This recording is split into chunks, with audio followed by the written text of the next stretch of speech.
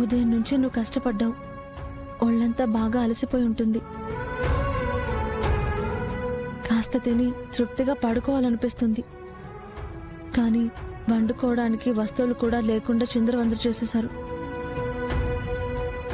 కనీసం ఉన్న డబ్బులతో ఏదైనా తిందామనుకుంటే ఆ డబ్బులు కాచేసి చేతిలో చిల్లి గవ్వ లేకుండా చేశారు. ఇప్పుడేం చేయాలి? నాకెంత ఆకలిగా ఉండదో నీకు అంతే ఆకలిగా ఉండదు. కనీసం నువ్వైనా తినుంటే నేను సంతోషించేటోడిని.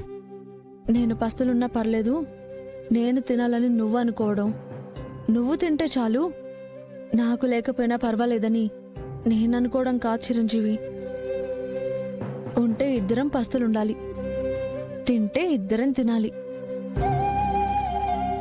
పంచుకోవడం అంటే సంతోషాలే కాదు, కష్టాలు కూడా పంచుకోవాలి.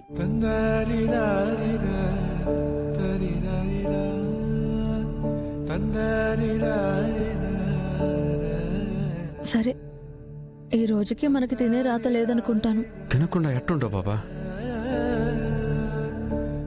ఉండు, మా ఫ్రెండ్ ఒకడు ఉన్నాడు, వాడికి ఫోన్ చేస్తున్నా.